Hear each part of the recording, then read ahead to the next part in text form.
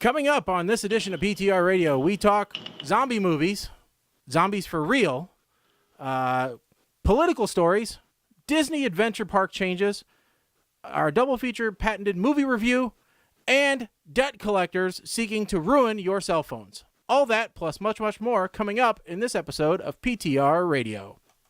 Here are your hosts. Your hosts for this evening, Shaggy. Funny. Ha-ha. Not funny. Colin. It's going rogue left and right, man. And Mike, the Ape Man. Oh, my goodness gracious. PTR Radio. You ready to kick ass?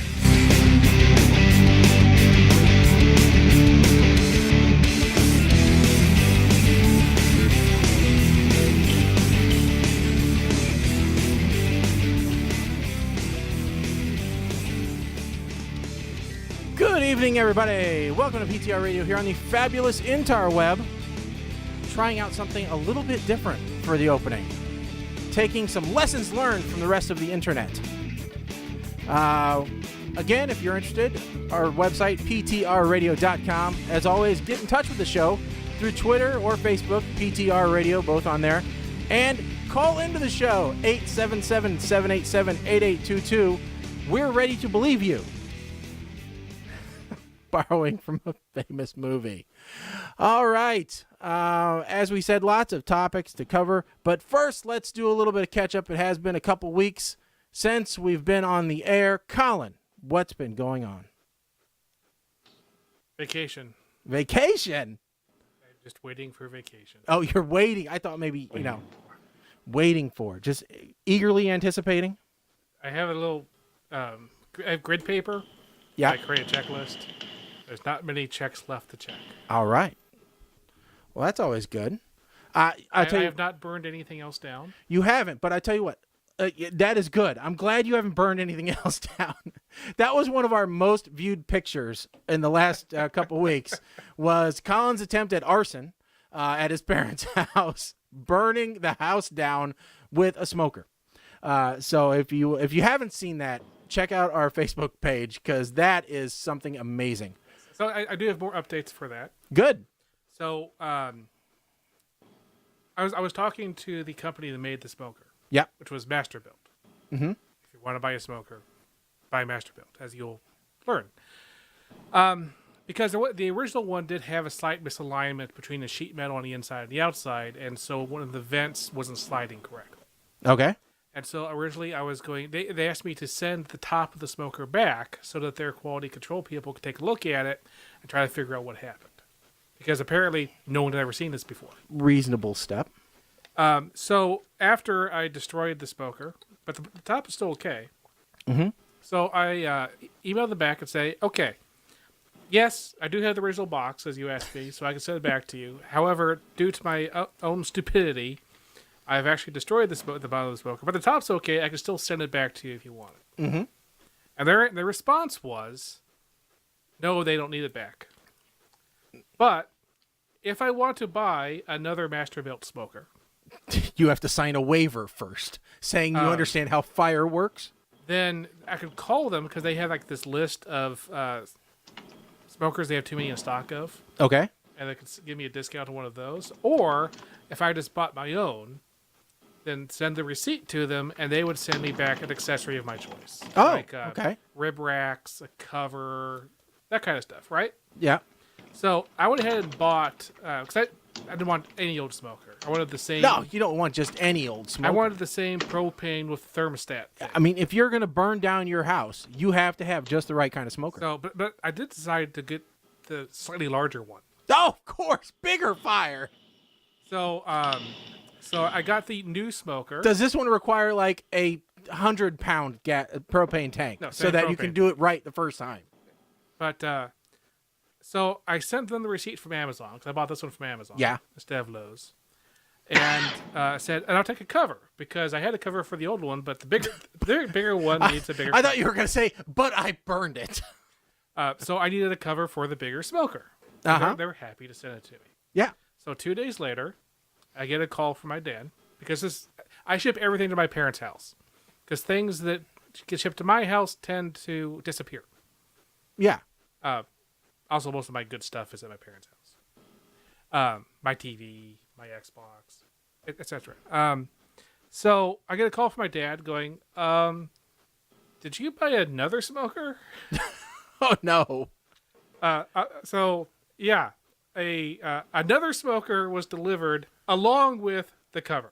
Boy, they really either like you or don't like you. So it was a different smoker. It's just Okay. It's just a regular propane smoker, not Okay. the thermostat. So I emailed it back saying the cover's great. It does fit. Even goes over the propane tank because they didn't make a cover specifically for my smoker yet. Yeah. Because it's too new. They said if anything's wrong with this cover, let them know. Then give me something else instead. Yeah. So I emailed back and I said, yeah, the cover works great. Even goes over the propane tank. However, I was surprised to find the cover accompanied by a 30-inch propane smoker.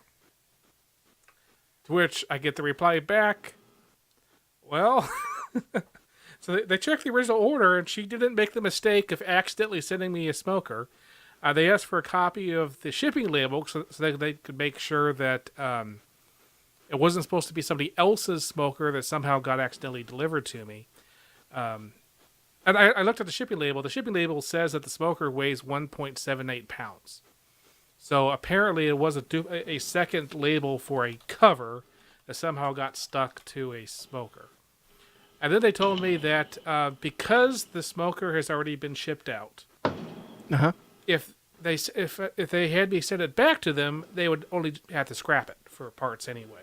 Okay. So free smoker Free smoker.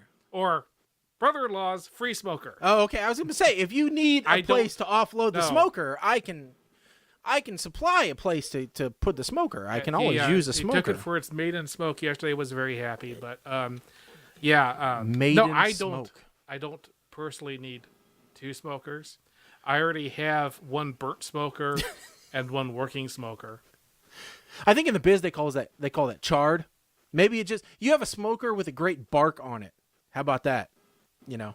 It's a smoker we're going to deliver to my brother-in-law's alley because anything like that in an alley disappears within seconds. Now another thing that we're not going to do the update on this now, but maybe during the second hour, I want you, because it really makes sense that family read this. Mm-hmm. I want you to go through some of the recent Griffinisms. Okay. Because I have been highly entertained, and it's been a long time since our listeners have gotten an update on Griffin. Yeah. Okay. That'd be awesome. The world's most mature child. So, Mike, I know you and I see your likes. You see mine. I'm infatuated with the kid. So, it's great. And I want to hear, I'm sure the listeners want to hear all about him. So maybe second hour, we can break out a couple of those. He is going to Universal Studios soon, so we'll have comments about that too. Yeah, that's great. Mike, how about you? What's going on in New Jersey? Well, so yes, this past weekend was the weekend from hell, aka the annual prep of the backyard. Power washing the decks, scrubbing the decks. They've been neglected for a couple of years. My back is killing me. Shoulders are killing me. I hate my backyard, though I will fully enjoy my backyard later. I think I know what that means. Does that mean... No. No, it's not tiki time? It's not tiki time. Ah. We did not have tiki last year for various reasons, and we're not sure if we're going to have tiki in the traditional sense anymore. But it was a good effort. Then yesterday, everything's winding down, and my wife calls me out to the front of the garage, and there are two baby field mice. And by baby, I mean eyes are not even open yet. I literally sat on the ground and looked up at the sky and said, "Why, God?"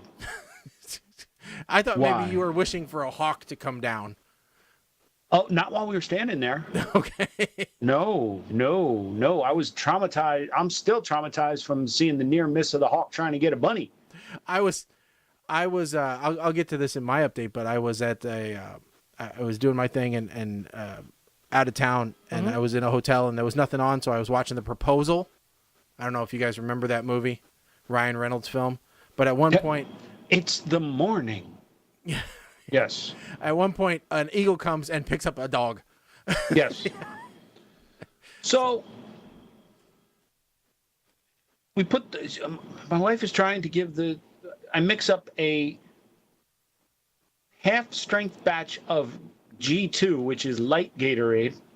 So really it's like quarter strength Gatorade. She's trying to give these little mice electrolytes, put them in a little box, put the box down in the garage. And this morning they're gone. Mama Mouse came and moved them. Brondo has electrolytes. It's got what field mice crave. Yeah, so today, Mouse is back. Tim gets home, Mouse is gone.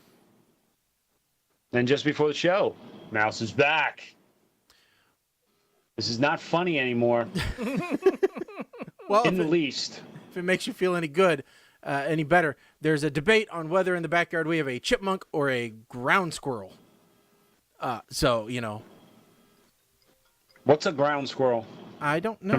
Compared to a regular squirrel. But we have a call. Hold on. Hello, you're on with PTR. Hello. Hello. That was on my regular number anyway. Most likely a telemarketer, and that was just going to be fun. Okay.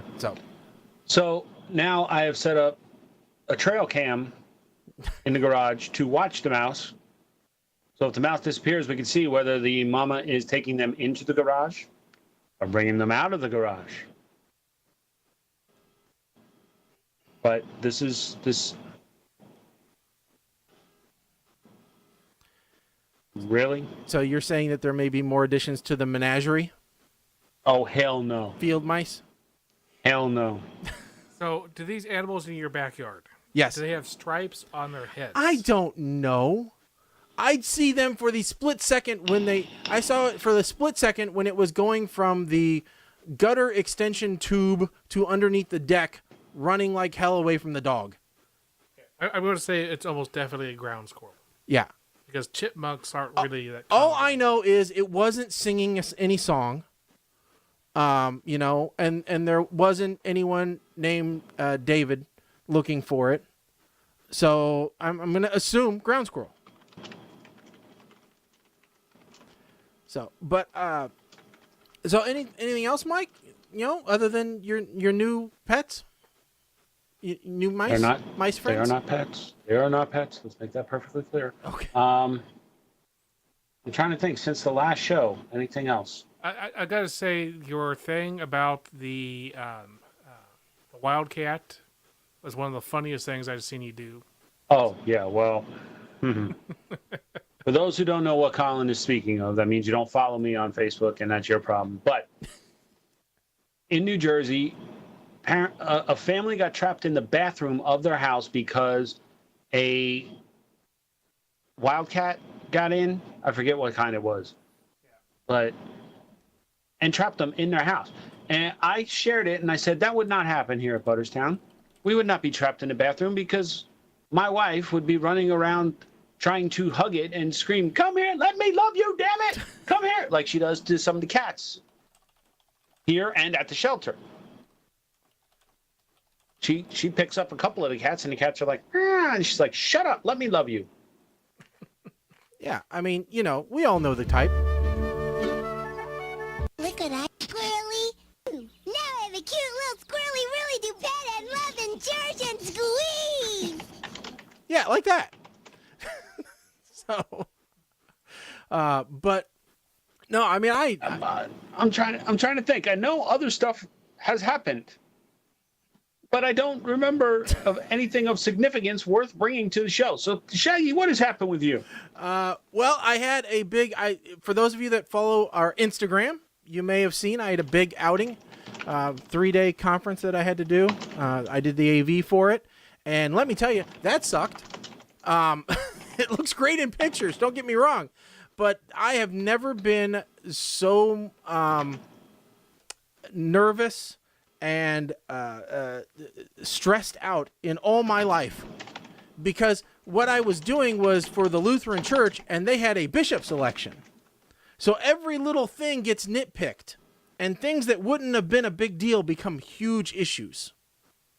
All right. And we had never been to this venue before, and they're not in-house AV, but they're normal contractual AV. I don't know if I told, did we play the price game on how much this was going to cost them if they didn't go through me and they went through the regular people? No. No, I don't think we did. All right. Well, we got a quote just for the main hall for the 2 screens, 2 projectors, and a couple of spotlights for the stage. So 2 screens, 2 projectors, and a couple of spotlights. How much do you think that equipment alone, now granted, there's a ton more stuff that we had to do. How much do you think just those like 6 pieces of equipment would have cost for 3 days through the regular vendor that the convention center goes through? 12? 1,200? No. 12,000? Yeah. Mike, what do you think? I was going to say 15,000. Mike, you are absolutely correct. It was like 15,600, which is ridiculous in my world. I was going for $1,000 per piece of equipment per day. Yeah, it was absolutely astonishingly ridiculous. So they asked me, of course, to then deal with everything, which is fine. I don't mind making more money, but I'm making it at everything I did for them. The screens, the projectors, the spotlights, the breakout rooms, the audio, because there was no audio in this hall either. All of that was less than the quote that we got for those 6 pieces of equipment. So, was there a whole lot of meat left on the bone? No. Was it a good experience to do? Yes.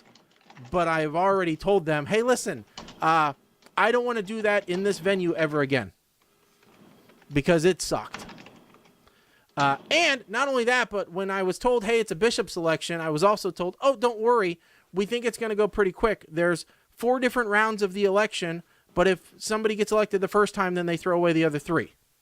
And they were thinking that the person that was already in would just get voted back in because he hadn't done anything really bad. Everybody liked him. So we thought. They went through every round of the election. Talk about stressful. It'd be like electing the Pope. All right. That's how bad this thing stretched on for 3 days. Now the question is, was the result what they expected in the beginning, or did it not? It was a lot closer at that last vote than anybody ever thought it would be. But it did turn out that the sitting bishop was reelected.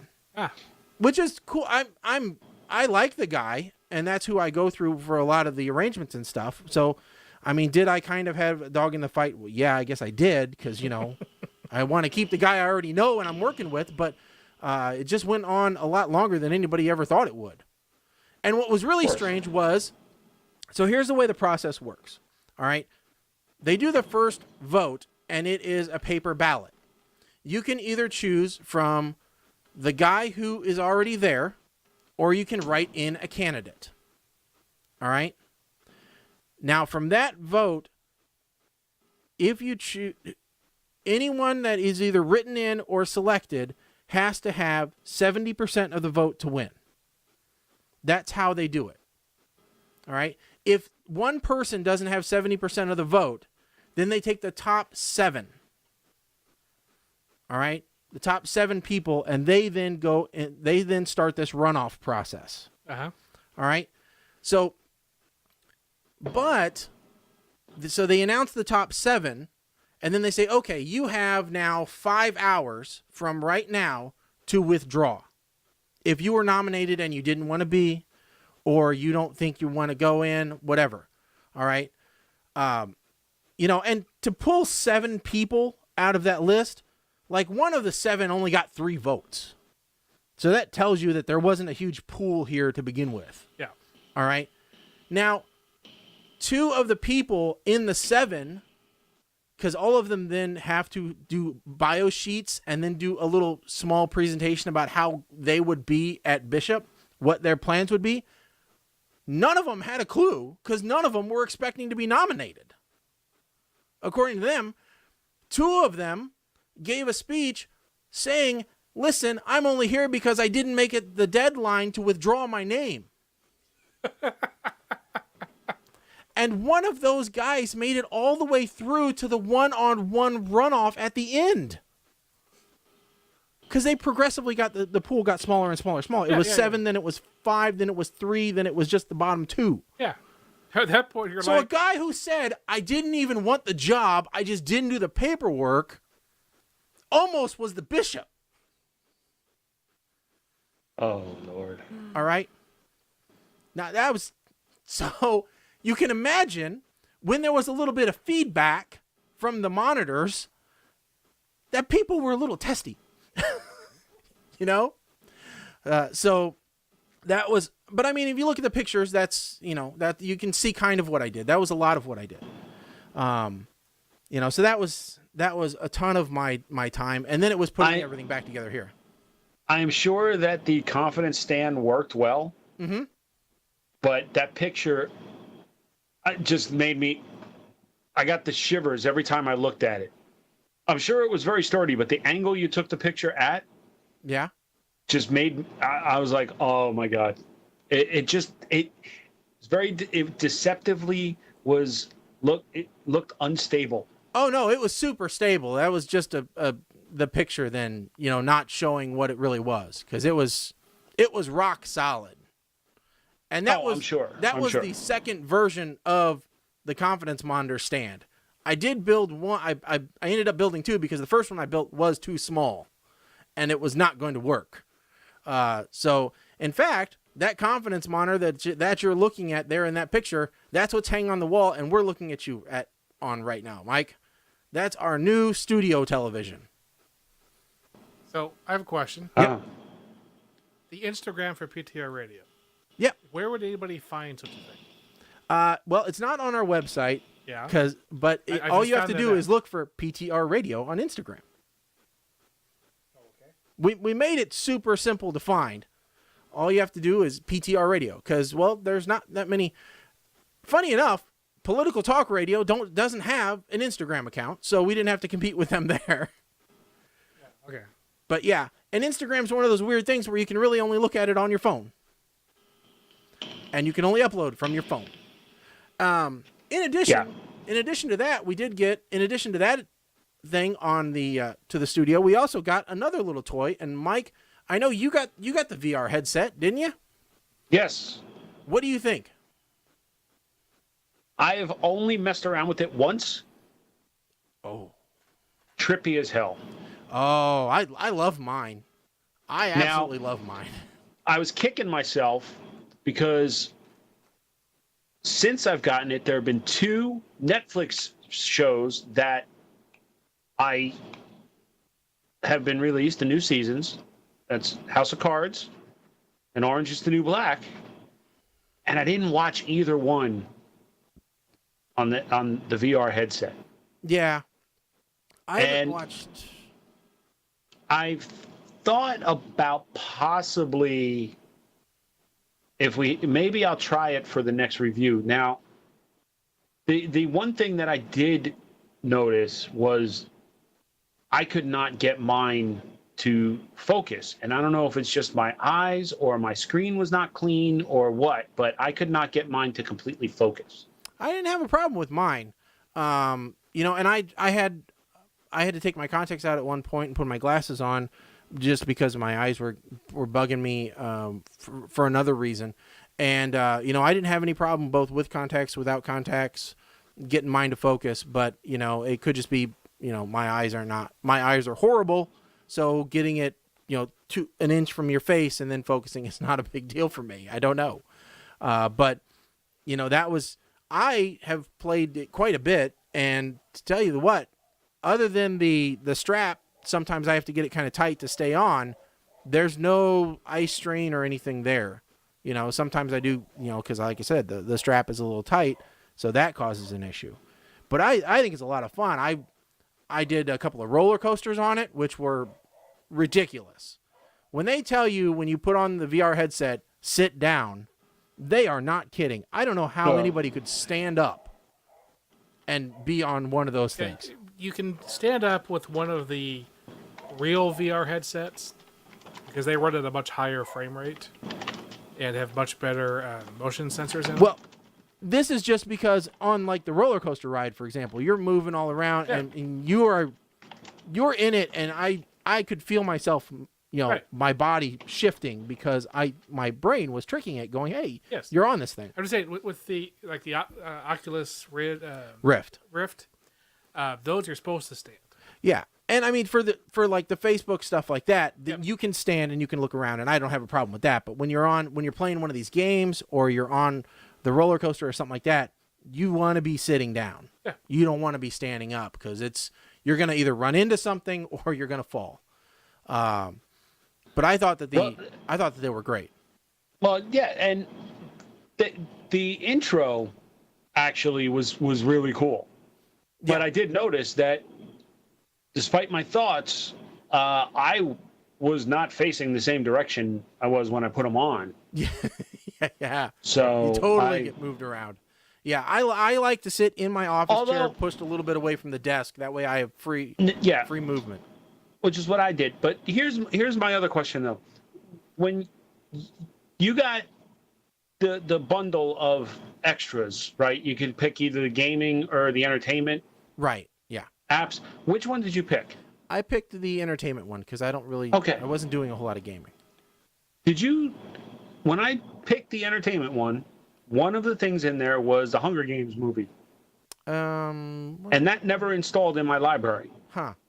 I had to go out and do a lot of manual stuff that I didn't think I was going to have to do. I will say that process was not the easiest in the world. I mean, I honestly, I think that this is going to wind up being almost. I think they gave away these things to keep it from going the route of 3D televisions. Well, they might have. I will tell you, one of the games I absolutely love, and I wish there were more levels of, is one called Land's End, and it's not the clothing manufacturer.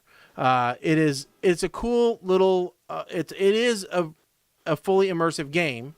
You're in, and it came in the entertainment pack, so I think you have it. If not, I think it's even a free game. But I probably do, but there's only 5 levels of it. But it's really neat because they you land in this spot, and then these little pearls show up. You have to you don't have to use the controller at all. You stare at the pearl for a couple seconds, and then it moves you towards that pearl. Okay? And then you look around, you find another one, you stare at that, and then you move towards that. And you're walking your way through kind of a maze, and then eventually you hit a wall or a block or something where you can't get past it. And you have to solve these little puzzles. And you have to play connect the dots with this light bar, basically. But the way you connect the dots is you stare at them for a couple seconds with your eyes, and then using your eyes, you draw it to the next dot and the next one and the next one to do little patterns. And they get increasingly more difficult to figure out how you have to draw this because they can't intersect. And then sometimes you can't make a line too long before it hits another dot. So you have to then move a boulder, which is these boulders, some of them have little 4-way crosses on them, right? Arrows in each direction. You stare at that spot, then you raise your head while staring at that spot. Moving it with your mind is what you're doing. You're moving a boulder with your mind. And you have to float it over to where it needs to be and drop it down. It sounds really childish, but if you play this thing, you'll understand what I'm talking about. It feels incredible. I'm going to have to mess around with it. I got a couple of hours before I got to make my public appearance tomorrow. Maybe I'll give it a shot tomorrow. And I will tell you, I couldn't resist. I had to go out there and find if there was any adult material in VR. Because the rest of the rest of the world is doing the same thing. All right, you can't lie to me and say the majority of the people out there that bought this didn't look to see if there was any. All right? Because I'll tell you what, if I'm the only person that looked for it, they're making an awful lot of it just for me. All right? Because there's a ton of it. And it's different. It is a different experience, and I can see when they were talking before in Star Trek about holo addiction, how it could happen. Oh yeah. All right. Well, that was the thing. Like I started messing with it, and you lose track of time very easily, Oh yeah. right? It's not like you're watching a movie on your computer and you can look up at the clock or you have the clock down in the corner. There's no clock when you're just exploring. No. And I Next thing I know, it's 90 minutes, and I'm like, what the hell? Yeah, no, I was playing these games with my headphones on, and I'm like, I'm not in my office anymore. I am wherever this game put me. It's total immersion. Well, that was going to be my next thing. Is you gotta wear headphones with it. Yeah, but what I found was I actually had to get a little extension for my headphones so that I could do wired headphones while the thing was in the VR thing, because my headphone jack is too thick, and so it I was just using the earbuds that came with I don't like earbuds. I had no problem. I don't like earbuds, so I was using these. Typically I don't either, but these are actually pretty comfortable, and I'm surprised because normally I don't like the ones that have the little bulb on them, but these my daughter loves those. I gave them to my daughter and she loves them. So good job packaging a decent pair of earbuds that I hate but somebody else likes. We said something earlier, Mike. There's a huge difference between 3D TVs and the VR stuff, and that is there's a bunch of real stuff, people doing the jobs, which is going to require the VR more and more. So, unlike 3D TVs, which don't really work that well and don't have any real practical purpose. Well, immediately my thought was, this is like, I'm wearing this thing and I'm like, this is what those first-person drone pilots and like the drone racers wear. I would think so. I'm just waiting for them to break out the Super Nintendo Power Glove type action, one for each hand, where I can then wear those. The camera from the camera from the phone will pick up that action, and then I can be interactive with whatever's going on in my virtual world with my real hands. You could, they don't do it with the Power Glove thing because that doesn't work. But the real VR controllers, with a full real 3D goggle set, you can do just that. Yes, but I want my hands. I want Lawnmower Man, manipulation level. That's already been proven that it doesn't work. Well, but we can get close to that though with like things like the Wii and the Xbox Kinect. That's what has proven that it doesn't work. What do you mean it doesn't work? Well, people are playing it. Because buttons are better. I know, but here's what I want to do, and I've talked about it before. Mm-hmm. I want to do database designs with my hands. I want Jarvis, all right? I want to be able to wave my arms in the hand and throw stuff away.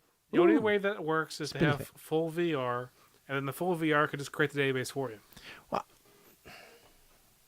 and then you don't have a job. Mike does have a new toy. Mike got his fidget spinner in, didn't he? My fidget spinner from China arrived. Oh, don't put that in your mouth. You'll die. So how is it? Are you using it all the time now? No, it sits on my desk taking up space. Yeah, I found the fidget spinners. That one looks better. I had a cheap one. And this was $1, Colin. How much cheaper do you want it? No. I mean, it. When you held it between your fingers, you couldn't spin it because it kept hitting my thumb. And I was like, this is useless. Now my fidget cube, that gets constant use. There's a new thing out that I think is a recipe for disaster that I saw somebody selling, and let me see if I can find it. It's a fidget roller. Let's see here if I can bring this up. Mike, have you seen this? No. Yeah, it's really weird. All I can tell is it's like a small little rolling pin, essentially. That you then can rock your hand back and forth, on the countertop, or you can tumble it over, And I'm like, all right, this is just going to make noise. Yeah, more of that's going to hit something. Yeah. I mean, I don't know why. Now are they just making stuff up? It's the Wii all over again. And half of these Well, fidget spinner designs look dangerous. Like, Mike, yours doesn't look too bad because it's a traditional, like, rounded triangle-looking thing. But, like, I've seen ones that look like the throwing bats from well, Batman. Like this one. All right? That's gonna hurt something. All right? I don't need a ship's wheel fidget spinner. No, that one's actually kind of cool. But, The ones that look like Chinese throwing stars. yeah. And they have, like that one. Yeah, see, that's a little. We don't need those. Or these. We don't need those. So, yeah, we don't need any. But you're talking. Go back up. Yep. Is there a chicken? A chicken. That is a. Well, yeah, but that's. So you're squeezing the egg out of the chicken's butt. That's your stress relief. That's horrible. That's taking a 1970s toy and piggybacking on the whole fidget thing. So here's one of the bat-shaped, because we can't say Batman, bat-shaped fidget spinners. Yeah, it's even upside down. Yeah. Well, in the picture. So that the visuals won't pick up on it. Yeah, so there's they went crazy, and like we said in the last show, it's sad that the person that invented the thing isn't getting any money. Well, the person who invented the first one, I mean, the fidget cube, it looks you got some fake ones there. Yeah, there's some great fake ones. They're not making any money either. I bought a fake one from Woot. It was this giant, like, hexagon. Yeah. And it was like, this is crap. I meant to bring them in. I'll bring them in next time. They had fidget cubes next to the chewing gum at checkout in Walmart. Yeah. Last time I was there. Real one or fake one? Fake ones, of course. Yeah. Yeah, I was in Walmart, and somebody came up and asked one of the Walmart folks, where do you guys keep those fidget toys at? And she's like, it's by the as seen on TV aisle up front. Oh, man, I'll tell you what. Walmart is I hate Walmart. Most of the time, I hate Walmart. Yeah. Most of the time, I hate making a trip to Walmart because most of the time, it's always for the wife for something that she forgot. And when I'm walking, after she's already given me the 2 or 3 things that she forgot, I'm walking into Walmart going, okay, great. Okay, so I got to get milk, I got to get eggs, and I got to get butter. Perfect. All right, I can go through self-check. I'll be in and out here in like 15 minutes. Not a problem. Then she sends me a text. Hey, buy a bottle of wine. Oh. I'm like, son of a... I can't go through self-check with liquor. I'm like, that just added 30 minutes. What? That reminds me one of my new favorite things. What?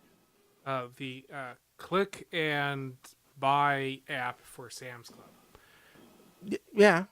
Have you used that thing? I haven't. I've heard of it, though. Yeah, you just walk through Sam's, you pick stuff up, put in your cart, scan it with your phone, and then you walk out. It's great. You push the purchase button. When you walk out and they have the person there standing, you show them your phone, and they say the receipt. You're supposed to scan it. The 2 times I've done this so far, the scanner didn't work. Well, it's just... So they just look at the phone and go, 5 items in the cart. Okay, there you go. Now, do they limit how many items you can do that with? Because, I've walked out of there with a cart full of stuff, and I'm like, there's no way she's counted 78 items. She just took her little marker and went... Pfft. They probably want to make sure that it actually scans correctly, but there's no limit. I mean... Well, okay. As someone who has worked the front door at BJ's Wholesale Club, you look at the receipt. If it's a small number of items, you can check, but there are specific types of items that you look for. Obviously, anything on the bottom of the cart, you make sure that it was rung up. It was rung up. Tires, back when BJ's was self-serve with the tires, make sure that the tire size and style match what is on the receipt. How about caskets? Did BJ sell caskets, or was that just Costco? That was just Costco. Okay. BJ's was smart, and a lot of those things they did sell, but they sold them online only. Okay. How about shoes? Were you supposed to check the size of the shoes? At the time, BJ's didn't actually sell shoes. All right. They sold clothes, but not shoes. All right. Well, And we're 45 minutes into the first hour, and we haven't covered a thing I said we were going to talk about. So Let's hit the last one because we always kind of try to do a single politics in the first all right. hour. Single politics recommended one- by Colin. And this one is a takeoff of last time. Covfefe. Yes. So there is a covfefe, which, by the way, I don't know if it's related to this or not, but did you see that there are people suing the federal government over Trump blocking them on Twitter? No, I did not see that. Yes. They say because Trump uses his personal Twitter as a means to get official press releases out, he is not allowed to block anyone because that is blocking their right to publicly available information. Well, you see, back with Obama, they weren't 100% sure if social media was considered part of the actual And official records. And according to, I don't know if it was Spicer or not, because he's been like MIA a little bit here. Yes, it was Spicer. It was Spicer who said Trump's tweets are taken as White House press announcements. You should take how them does he as still the have a gospel. job? I don't know. So, one of our representatives here from Illinois. There has to be like a pool on how long before he's gone. Yeah. Mike Quigley decided to make it official that the social media stuff from the president is official records and those records have to be kept. And so he introduced a new law called the Communications Over Various Feeds Electronically for Engagement Act. The Covfefe. It's the Covfefe Act. Okay. Now I will tell you, it's not unheard of because, like, in the government here at the state level, any official press release that goes out to news organizations must be indexed and copied to the state librarian who records it as official record. And so Now- every single thing is recorded on file. Okay. If emails are official record, Uh-huh. and they could be basically considered digital communication, then I could understand that Twitter is as well. But my question is more, should the president be using the POTUS Twitter? That's a huge thing going on. You know, Twitter made a whole bunch of they did a whole bunch of work so that POTUS could be archived off each administration and rolled into the next person. Right. You know, and Trump seems not to care about the POTUS Twitter handle, instead sending almost everything through the real Donald Trump handle instead. Well, yes. Usually what he does is he sends it from his, and then he retweets it from POTUS or some staff member. Some staff member does. Because he's not gonna he's gonna tweet from the toilet. He's not gonna retweet from the toilet. Unless he's retweeting other people. You know, but we did have one day without very many Trump tweets. You guys remember that day? Yes. It was a glorious day. The day, and a lot of people were mad that there were no Trump tweets. Why? Because they were going to get a free drink every time Trump tweeted during Comey's testimony. Yeah, but don't worry, because Trump Jr. made up for it. They took Trump and they put him on a golf course with No cell signal. They sent CIA, FBI, NSA agents to every tower in a 50-mile radius and said, "Turn those sons of bitches off." drones flying overhead with EMPs. Yes. I saw a great great meme the other day, because everybody still wants Trump to release his taxes. It says, "Release Trump's golf scores."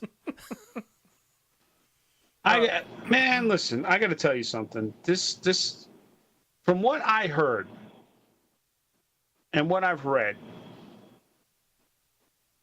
the outrage about what Comey testified.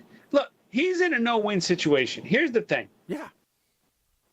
No matter what Comey said, truth, not truth, whatever, it don't matter, because people are going to believe whatever they want to believe. If they wanted to believe that Comey could have came out with all the evidence in the world to prove beyond a shadow of a doubt that Russia had nothing to do with anything, people would still, then people was, oh, well, Comey's lying. Comey was bought and paid for. It don't freaking matter. Yeah. I agree. I mean, I knew somebody had to have done that. nobody is going to believe nothing anymore. They're going to believe what they want to believe. There's no such thing as fake news anymore, because the news is only what you want to believe in your head. Yes. Oh, yeah. I mean, Yeah. F all these people. and for those of you that are thinking we're being hard on Trump, all right? No, we're harping hard on everybody. Yeah, if it was a Democrat in power and this was happening to them, we would be just as critical of them. So don't... No, but Mike was just talking about no matter what side they're on, and no matter what Comey said, Oh, they're going to believe whatever they wanted to believe. They're going to twist it for their ends. Yes. I mean, Trump came out and said, listen, according to Comey, I'm free and clear. I didn't do anything wrong. And then you listen to the other side and they go, look, according to Comey, we should just go get the bastard right now. So, and it was the same words. It's just how you want to interpret them. You can put a slant on anything that you want. Yes. So, That's why, that's one of the principles that made Thank You for Smoking such a great movie. Okay, and if you haven't seen it, I recommend you go see it. Because Nick Naylor, the main character, played by Aaron Eckhart, he says at one point, the best thing about debate is I don't have to prove I'm right. I just have to prove you're wrong. yeah, I mean, And you tell me why chocolate is better than vanilla. All I have to do is make you doubt yourself. And guess what? You prove I'm right. Yeah, I mean, here's a perfect example. Here's a perfect cartoon for those of you that look like this in cartoon form. All right, it's perfect. It explains everything perfectly. Depending upon which side you're on, you're going to see different things. So One of my dad's favorite jokes, Mike, was the scientific study that came out that showed that drinking saliva causes cancer, but only drunk in small amounts over a large period of time. Yeah, well, yeah, there was a study that just came out that said even drinking one glass of beer or wine a day is hazardous towards your mental health. Which goes against everything that we know, which is everything that we previously know, which is saying, hey, a glass of wine a day is good for you. Yeah. Look at France. They have a pretty long. There's a good longevity of life in France. They live to be pretty damn old. So Yes, but I wouldn't call them mentally. Wow. They live to be old because they hold their cigarettes like this. This way all the cancer material goes away from them. Instead of like this. So it goes in your hand, you absorb the cancer. Marlboro.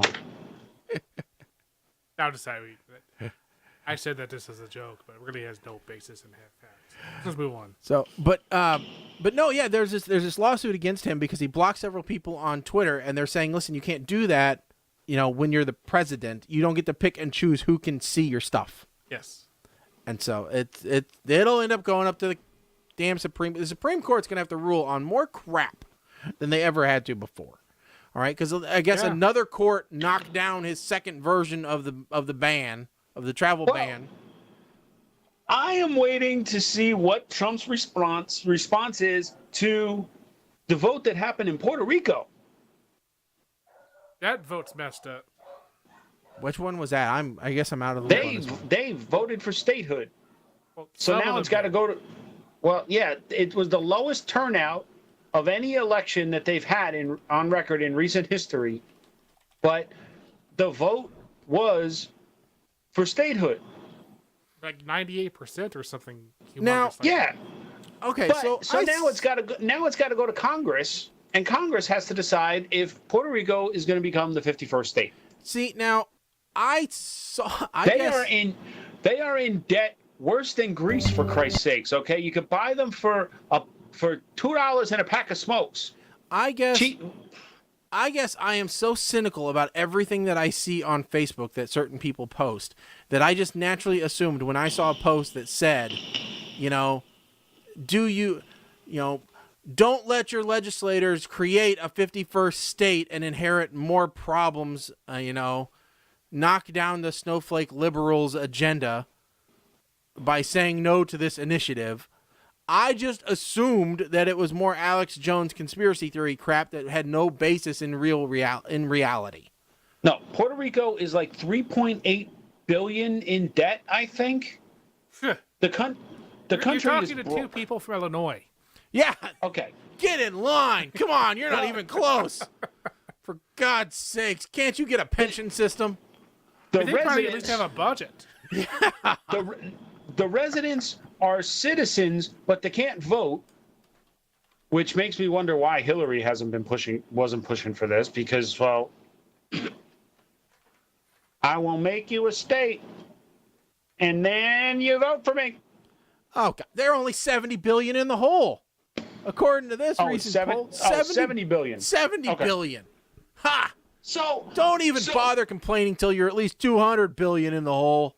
But this is it's like a fire sale here. Like, if we become state, then but supposedly not being a state caused this financial crisis because they don't get all the benefits of statehood and citizenship. I don't know. I don't know. They've always been a territory. But the question is, what's the flag gonna look like? Well, it'll be an American flag, damn it. But now we got to change the flag. Oh, what's Which our would flag be gonna look like? We'll put a gold star. We'll Which just would put be a little gold star next to all the other ones. Which, would be kind of cool. But could you just imagine Trump? If this happens during a Trump presidency, what the debate for the design for the new flag is going to be? Well, you know what? Oh my God! Just a second, we could actually I found an article. If Obama was still in the White House and this was happening, he would just talk to his buddy Trudeau and say, because have you seen those pictures? Those guys look great together. They look like long lost buddies. He would just talk to his buddy Trudeau and say, hey, pal, can we just go ahead and take, Canada, and then we'll have even more stars. Our flag will be nothing but stars. Okay, so this article that Colin just shared, which I am. that is no. But there's actually 11 different flags in this article. Oh, okay. So here is. Let me grab that again so that we can go through them then. All right. So here is. No. All right. So here is flag choice number 1. Absolutely not. That looks horrible. The yawn standard. No, the next one is. Okay. This is the most likely flag. Yeah, I'd say so. That doesn't look too bad. The triple diamond flag. Oh, that looks horrible. No. That's hysterical. I like that one. No. That one kind of looked like the Federation one, an early Federation flag. Mm-hmm. That looks horrible. Oh, how patriotic is that? Pledge allegiance to the flag, yeah, and to the ninja for which it stands. There we go. No. In case you forgot what the Pentagon looks like, you get that flag. Hey, scientific notation works. Yep. No. Yep. No. That cannot be allowed to happen. Just think about how many jobs will happen if we have to have all these new flags. and we can mandate that they're all made in America. Can you stop and just think about the poor American Legion?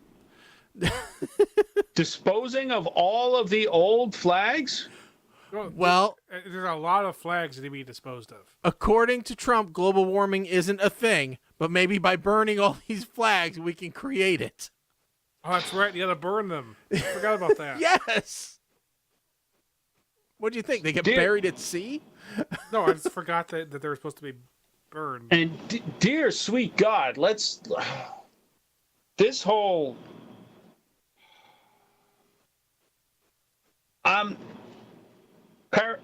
Paris Treaty, Paris Accord. Oh, climate change. Look, I listened to the speech. I read the speech. Maybe I'm stupid, but in no time did the president say he was against renewable energy. He just didn't feel like being part of a non-binding treaty that some of the participants have actually increased their pollution since signing or joining the accord. Didn't feel like that was a smart idea to be a part of. Now, I'm still trying to wrap my head around this one. Because if it is a treaty, and a non-binding one at that, but nonetheless a treaty, someone made a point that we legally, as a nation, could not enter it just by the president, at the time being Obama, saying we are entering it. Well, in order for us to, as a nation, to enter any treaty, it needs to be approved by Congress. If it was a binding treaty, but it wasn't. It wasn't a treaty, it was an agreement.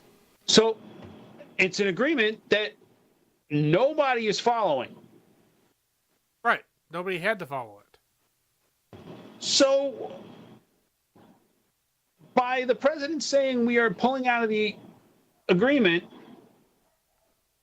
and everybody else in the country jumping on the bandwagon saying we are going to live by that thing. Motherfucker, you should have been living by it all along. From the August 29th, just united us. From the August 29th, 2016, Washington Times. The White House on Monday defended President Obama's decision to enter into the Paris Climate Accords without Senate ratification, but stopped short of confirming a Chinese report that he will do so this week during his trip to China. Still, it would surprise no one if Mr. Obama and Chinese President blah, blah, blah, were to announce the ratification of the sweeping climate change agreement before the Sunday opening of the Group 20 and blah, blah, blah. White House senior advisor Brian Deese said the president has legal authority to ratify the accord without the two-thirds Senate vote required for treaties. He said the pact negotiated by 195 countries in December is merely an executive agreement. The president will use his authority that has been used in dozens of executive agreements in the past to join and formally deposit our instrument of acceptance and therefore put our country as part of the Paris Agreement. So there you go for it. Since it wasn't a political treaty or a military treaty, since it was an executive, agreement, he was within his rights to do, just like Trump is in his rights to then dissolve that without needing Congress or Senate approval. Right. If he had ratified it, then he wouldn't be able to. Yeah. Now, I understand that possibly there was a disadvantage to the U.S., us being one of the larger countries that were in this, but there were 195 different countries in it, and honestly, we do take the majority of the brunt on just about everything economically in the world, anyway. Yes. I mean, that's being the big dog has its cost. Don't get me wrong, it does, and sometimes we have to suck it up and take it. All right, now I'm not saying it's right, wrong, or whatever, all right? But I will be critical of him for this maneuver if he doesn't implement either it doesn't either recommend state level and or do national level similar goals, which I don't think he's going to, to accomplish the same thing. Because it's one thing to say, hey, listen, this agreement's not fair to us. It's not in our best interest from a financial standpoint. It puts us at a disadvantage in the global market, whatever it is. All right. It's another thing to say, I don't believe in climate change. I don't give a crap what you say. We're going to start ramping up coal mining and all this other stuff and to hell with the environment because I don't think we can affect it one way or the other. All right. Now, never has he answered the question, does he believe in climate change? He has been asked that question several times. Spicer and the other press secretaries have been asked that question and asked for him to clarify his position, and he has not done it. So, realistically, from a PR standpoint, he needs to clarify his position so that then we can either rake him over the coals and say, okay, fine, at least we know you're going to be responsible here. Which is why he's not going to. Yeah, which is exactly why he's going to. But there is a little bit of hope because if you look at Hawaii, all right, they did say, hey, listen, we're going to set up local state level laws that accomplish the same thing as what the Paris Accords did. Yeah, California is also doing the same thing. Yeah. So there's nothing that stops us. I agree with the people that are saying, with the Republicans that are saying there's nothing that stops us from addressing climate change. This just gets us out of the deal. It's fine. If you're going to take that stance and you're actually going to live by it, I'm good with that. All right. By the way, a little known fact that a lot of people, when they say, well, we should pull out of it and we should do this, America is also in the top 10 polluters in the world. So don't think that we're the clean people in this fight, all right? We're not the cleanest. Right. Well, that's the fundamental problem. You can't have the big countries like the first world countries like the United States saying, okay, we polluted the crap out of this world. And now that we are the biggest country with all the money, now we're going to say, oh, that was a bad idea. So all of you third world country people who are trying to improve life for your people, you could do that, but you can't do it the same way we did. Yeah. Which is why you have stuff like the Paris Accords. So it's letting the small people still pollute for a while the big countries like the U.S. reduce theirs even more to try and bring up the technology so that the smaller ones, I mean, it's... Well, see, that's the thing. That's every where country the money has is. growing pains. Yeah, I mean, the money is in renewable energy and energy efficiency. I mean, look at Tesla is making a lot of money. Yeah. And you look at that stuff and see what Elon Musk is doing, and he's using some of that money for SpaceX, which is also huge. Yeah. That is where the world is becoming better, where innovation is happening, and all the stuff that's going to make everything better for all of us is happening. And that's what I'm most afraid of. Is that this is going to stifle that? You're going to stifle where the money is being made for stuff that people don't want. Yeah. Nobody wants coal.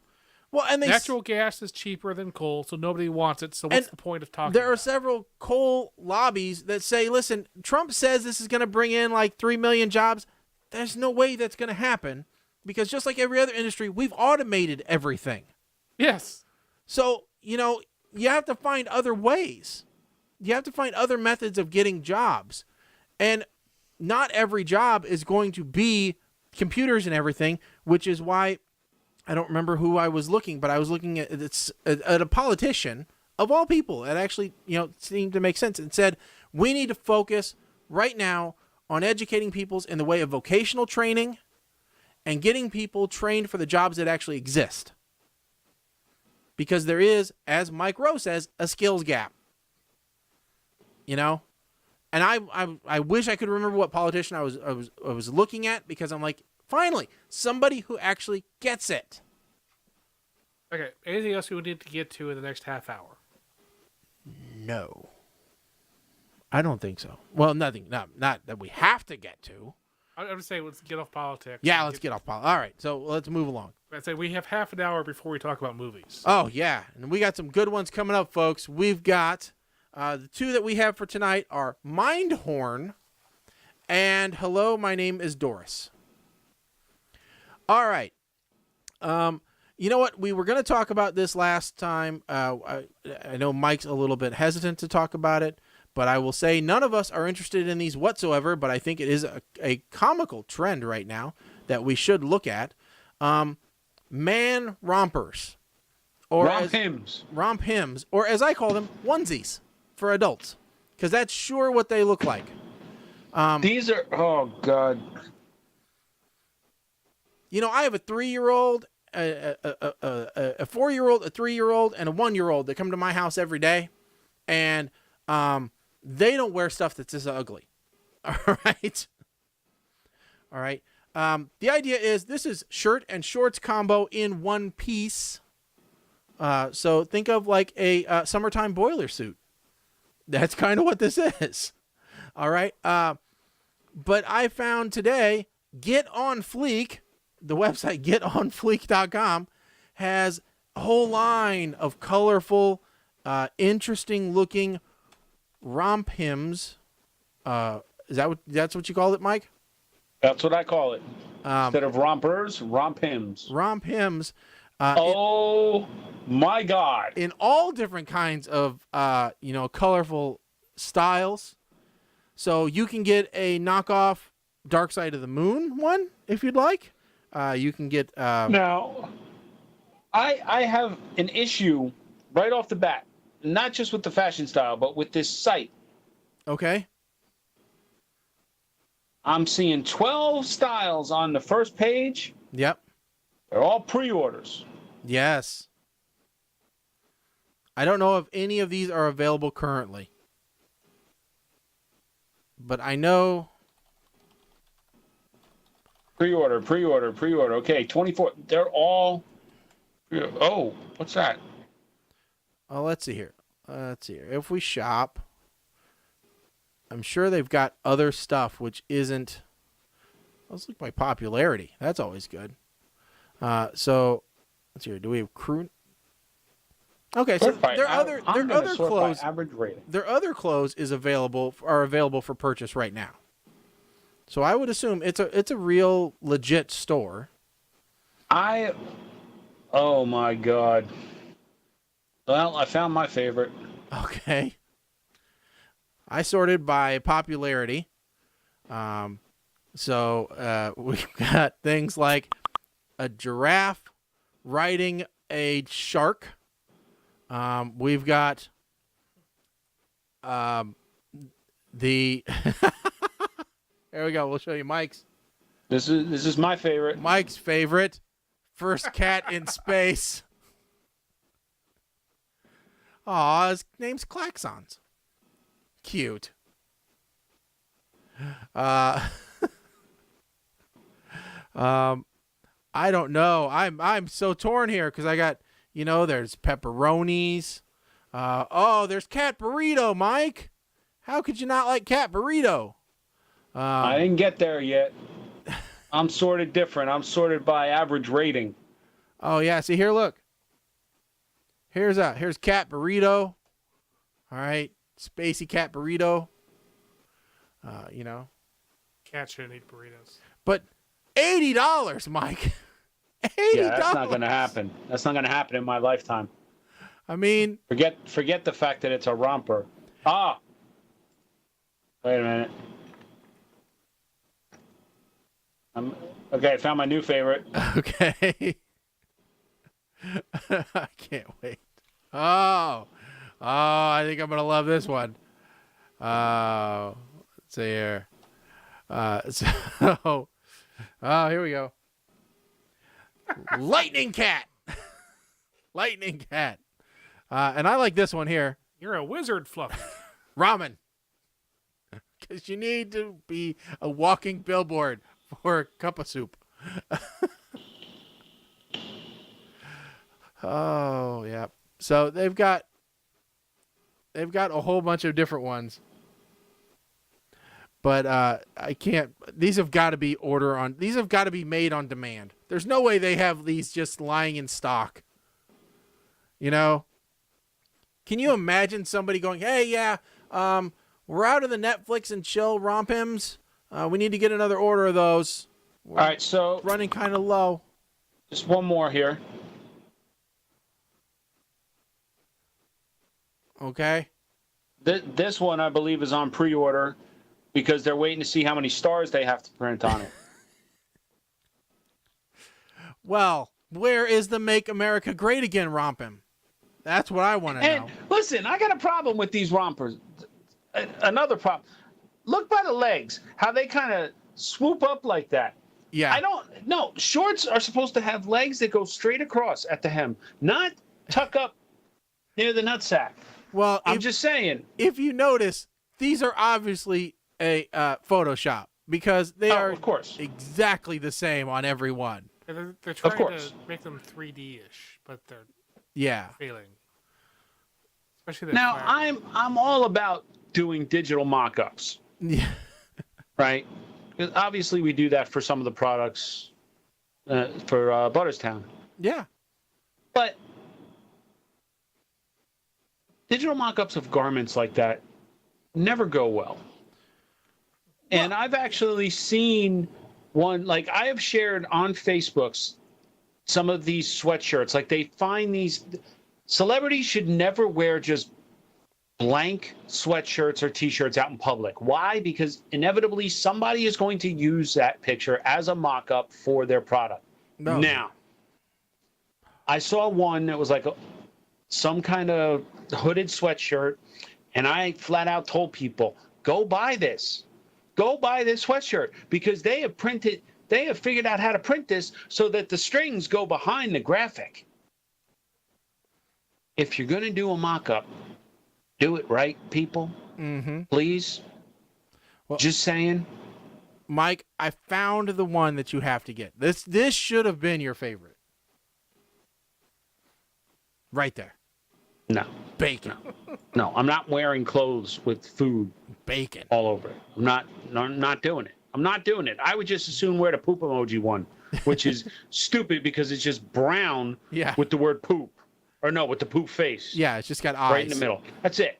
That's the dumbest. Anyway. I just can't believe that this is actually a thing. You know? Yeah. I was trying to find a picture of anybody actually wearing one of these, and all I could find is a picture of them. A whole group of guys wearing them, but they're not. Yeah. They don't have cats on them. Well, I mean, you know, it was first started. It was first started by Sean Connery. I have a picture right here. The terry cloth romper. Oh, Lord. True, he was in it. You know? This is nothing new, guys. This has been here for a while. Look at that.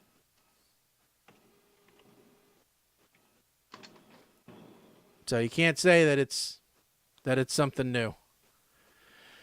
All right. What else? Oh, I Okay, so just Yeah. real quick, I think these are the ones here. Because I saw yes, okay. I saw these. These are probably the same, being made by the same company that are making those rompers. These are suits. Okay. I would just assume I would pay the money for one of these than one of the rompers. I'm just saying. I'm telling you right now, some of these I think Steve Harvey buys. You know, these are, oh, that's slick right there. All right, we're gonna throw a couple of these up. I'm just getting them ready. That one's not too bad. I mean, some of them are okay. They're just solid colors. Yeah, some Bright, of them, but some they're of just them look solid like elf colors. costumes. All right, so here we'll.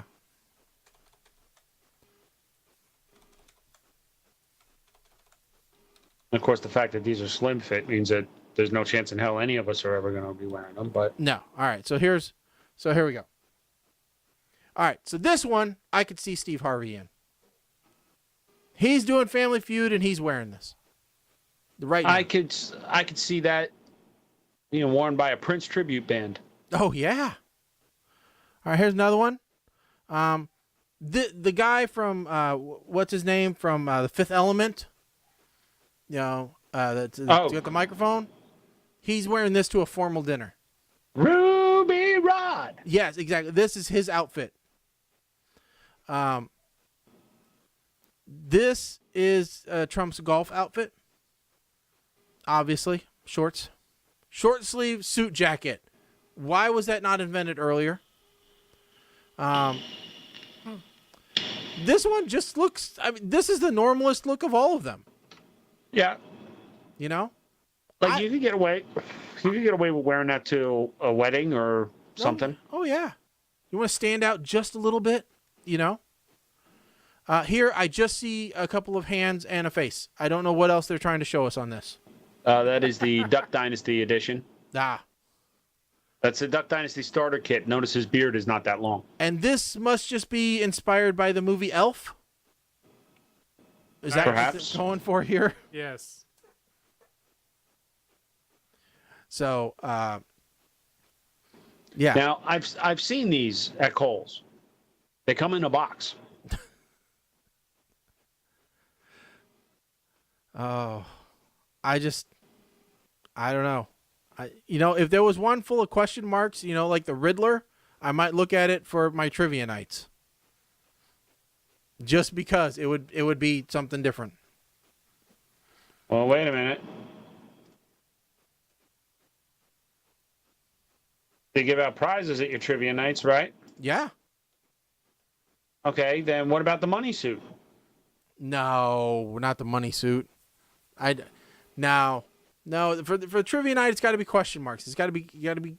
I think it's got to be question marks, not the money suit. Okay. All right, so I came across this article late in the day today that has me a little worried. That is, well, actually, let's talk about this one first because I know Mike loves this topic, and we've only got 12 minutes left before we get into the movie review. Former Top Gear host, now turned Grand Tour host, Richard Hammond, has evidently escaped death once again this last week. He was in a all electric vehicle, talking about saving the planet, that he lost Prototype, no less, Yeah, if I read correctly. He lost the back end of it going around the corner of a racetrack and rolled several times. Luckily, he was able to crawl out of the vehicle before it burst into flames. Evidently, they need to work a little bit more on that battery, I would guess, so that it doesn't explode like that. He got away with just a fractured knee, so he is fine. But it begs the question: how many lives does this man have? I mean, Yeah, I just love the awful press coverage. yeah, Like the Sun said that he was jumped out of the car at 120 miles an hour just before it went over the cliff into a fireball. I'm like, no. no, If you jumped out of a car at 120 miles an hour, you would be a ex-Hammond. yeah, no. He was, and they're given. What's crazy is I was reading this on Yahoo today, and all kinds of hate comments. I mean, tons of people going, well, too bad it wasn't Jeremy in the car. Would have loved to seen him burn to a crisp. And others like, well, maybe God's just telling him they should stop making the show. Sucks.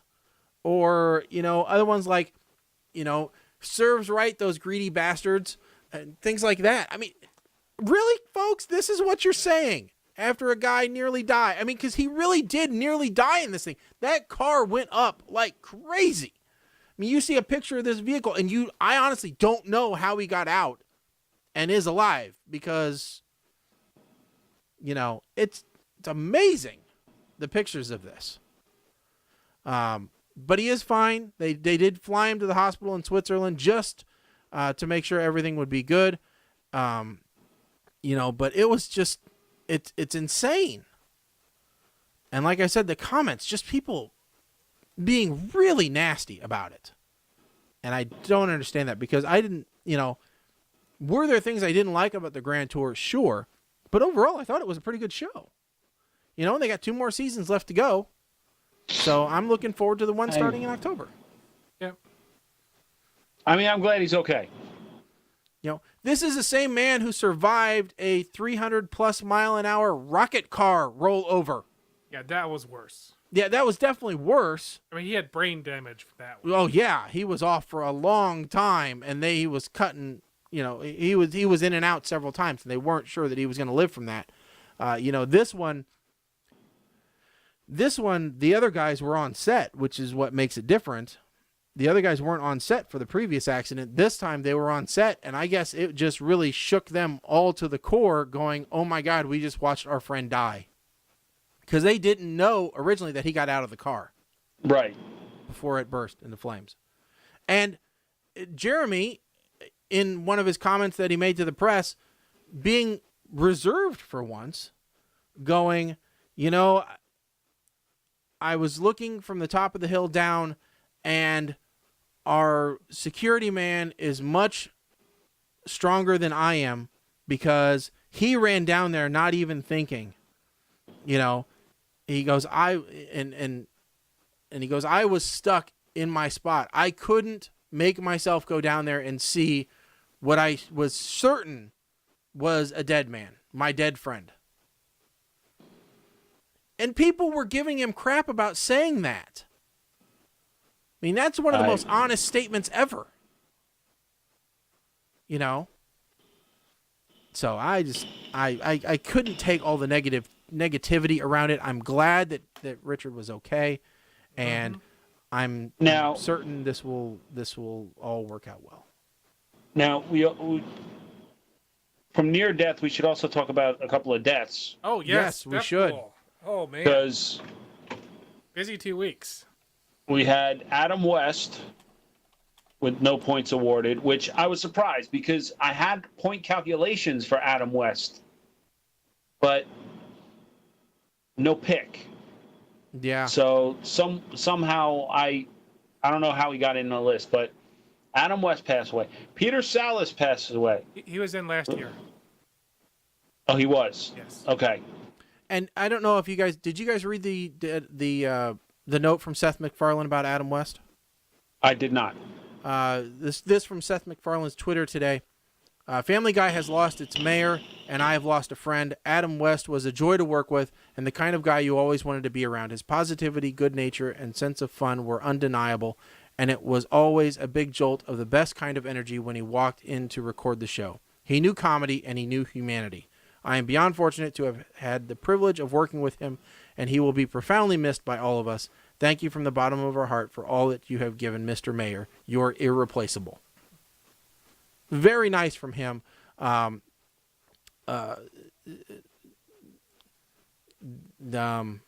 were several other celebrities that also tweeted out to him today.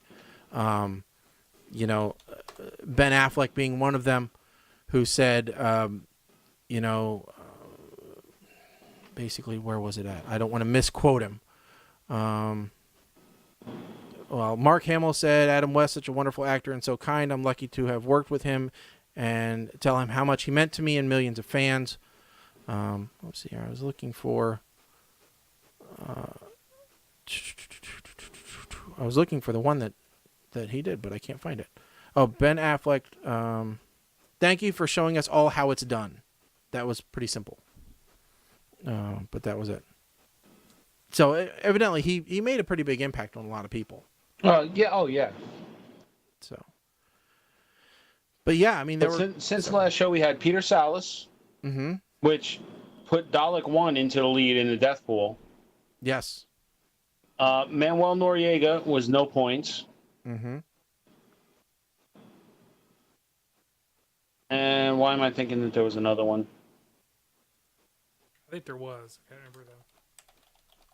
And yes, we have not updated the website yet. No, not yet. It will be updated. I have been a bit busy. Well, was Greg Allman before or after the last show? I can't remember. Oh, we had Roger Moore. Oh, Roger Moore. That's right. Can't forget Roger Moore. Yes. Okay, so yeah, Roger Moore and then Greg Allman. Yes. Which put Colin on the board. I believe that was last time though. Yeah, it was. We then did. Roger Moore was last time as well. Yeah. Okay. Yes. So, yeah, we went from having nothing to having several fairly notable ones, and it was not necessarily in points, but fairly close together. So, as always, you can check out the death pool, celebrity death pool, and see all that information. Again, we will get that updated. PTRradio.com. It's a website where you can check on that. And it won't be too much longer here in about 3, maybe 4 months, and we'll have it open for the 2018. Oh, I know. It's not that far away. We're halfway through 2017 already. Go figure. All right, real quick before we end here, I do want to tell you guys I came across a weird article that makes me worry a little bit for the state of medical testing. Where was it? Here we go.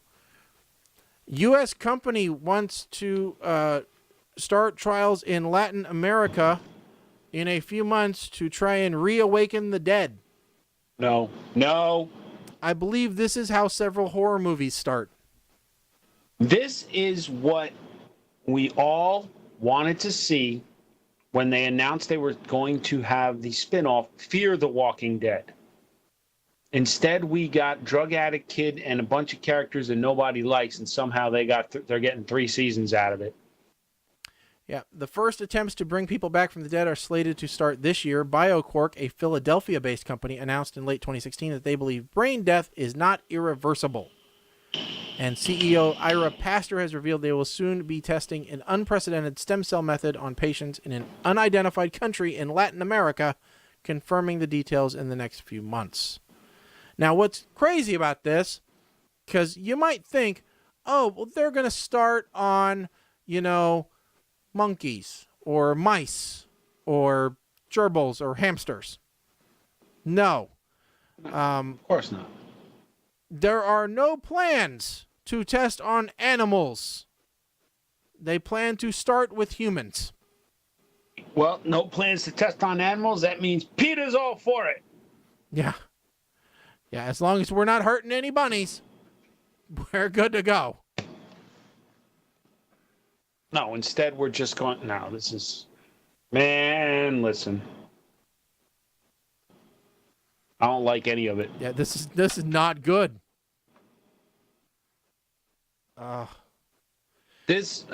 Seriously. All right, so bringing people back from the dead. This is basically a ton of different horror movies, but the biggest one would be Walking Dead. Yeah. Okay? Yeah. And that's what I was getting at. When they announced the show Fear the Walking Dead, everybody thought, oh, we're finally going to know how this all started. And that's what everybody was watching. No. Not even close to that. We're in season 2, and it's not even on the radar. Right? Because AMC was planning on doing this shit in real life. That's why. Ridiculous, boy. Yep. Nothing good is going to come from this. No. Nothing good will come from this. No, I at agree. all. No. At all. No. I And they're agree. doing it in South America because if they did it in the U.S., they would have to start on animals. Well, they Which if they did could have been the start of Planet of the Apes. Maybe bringing the apes back from the dead is what made them smart. Initial plans were to carry out the first test in India. Days after announcing their ambitions, the plan was blocked by the Indian Council of Medical Research, urging the duo to take their trials somewhere else. India is smart. India said, we already got too damn many people around here. We're not going to have no corpses, too. India said, look, we rely on death to thin the herd. Yeah. You're going to bring them back. Besides that, have you smelled India? It's already horrible. You want a bunch of decomposing people there, too? That's not going to work. Shit, you're all worried about global warming. Just think about it when nobody dies. Oh. We're already overpopulated as it is now. I know. They're going to bring them back so that they can send them to Mars. Oh, yeah, that'll make great. Yeah. And of course, now there was a study, there was an article that said, yeah, listen, if you go to Mars, you're going to die. Yeah, you're going to die. Because the radiation levels may be higher than we initially thought. Just saying. Yeah, and didn't they say the only real way to survive would be in the caves? I know they talked about living in the caves on the moon. That's why in The Martian they had hab fabric that was Yeah. designed to block radiation. Yep. But did you hear that they actually figured out that plants would actually be able to grow on Mars without needing to put them inside? But isn't it too cold? I don't know. I tell you what. I agree, but that's what they said. Let's get Matt Damon in a spacecraft and land him there. There's a 50-50 chance that he'll try to kill us. Because it depends on the movie. Yeah. Between Matt Damon and Tom Hanks, I ain't traveling with either one of them, ever. Ever. I don't know. You got a pretty good chance of surviving with both of them if something does go wrong.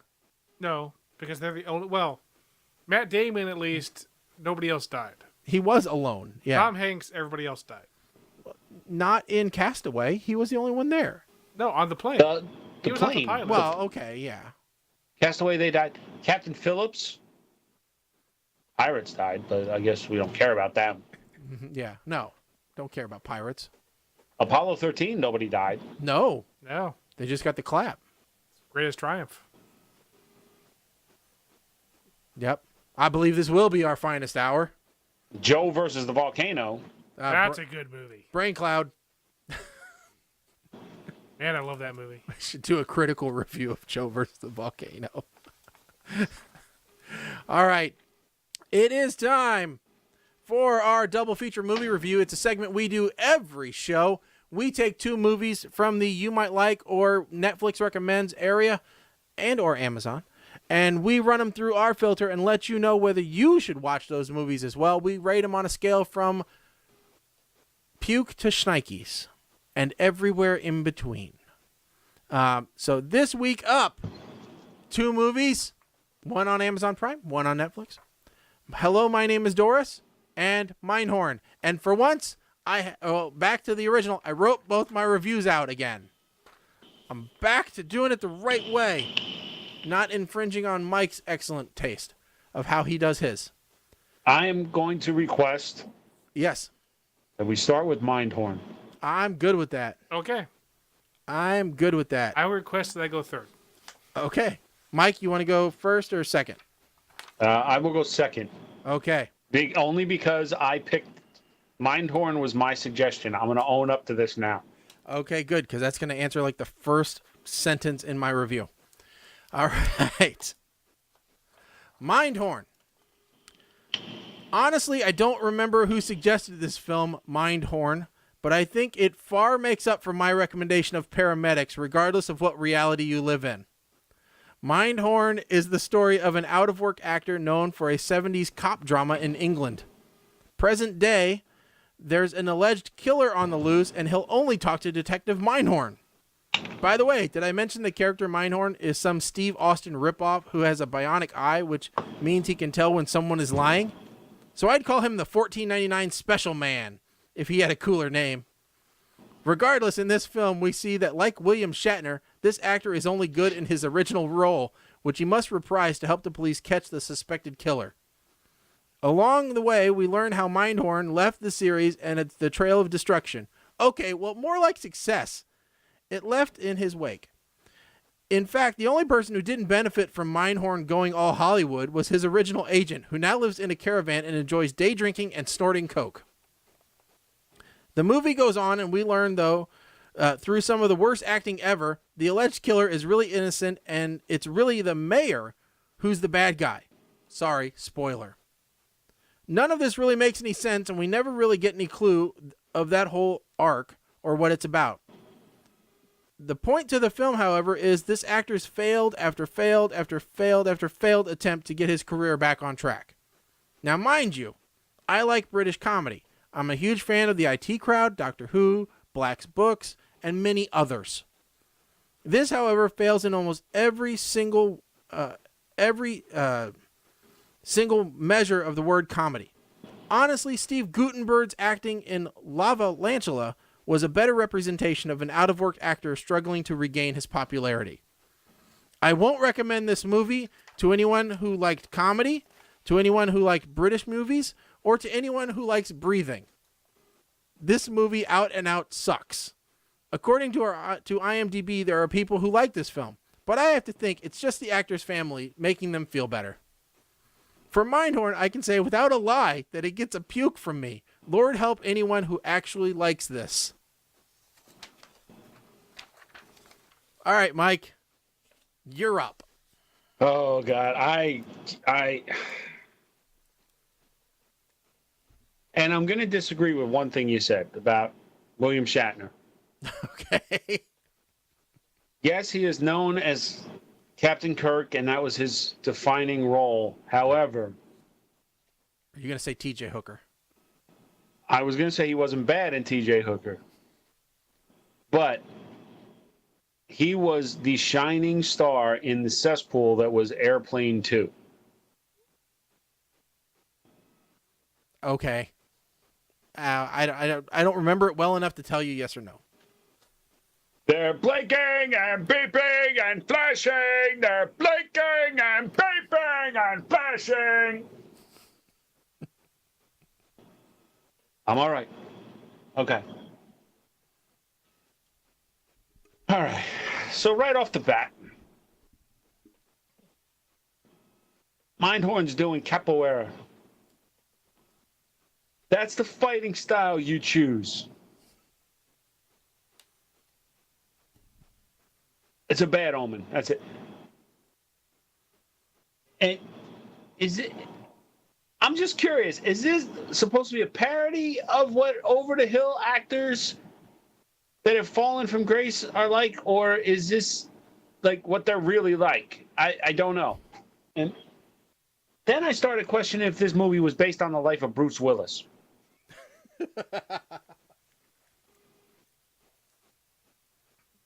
Now I'm thinking that this is a British version of the Three Amigos because he breaks in to steal all of his props to become his, or maybe with a splash of Anchorman. The interaction between Mindhorn and Pat DeVille, which was his female co-star, when they meet later, it's kind of what I imagine a meeting between Keanu Reeves and Alex Winter would go, or Anthony Michael Hall and Ilan Mitchell-Smith. One is still famous and working. One is struggling and hoping that they will reboot the only movie that they are known for. Now I'm starting to think the guy that Mindhorn has a bit of Mogatu from Zoolander as well. He's just pulling influence from everywhere. Thought that his character was the greatest thing in the world, and he's holding on to that one little bit of fame forever. Or maybe he's like Teen Mom without the pregnancy. I don't know. I can't. The stuntman, dude with the cutoffs. Can we put the mouse back in the house, please? That guy, I want to just. Now, at this point, the irony is not lost on me that I hated Black Books, and I vetoed several other British works of cinema. And yet I picked this to review, not knowing that it was a British piece of shite.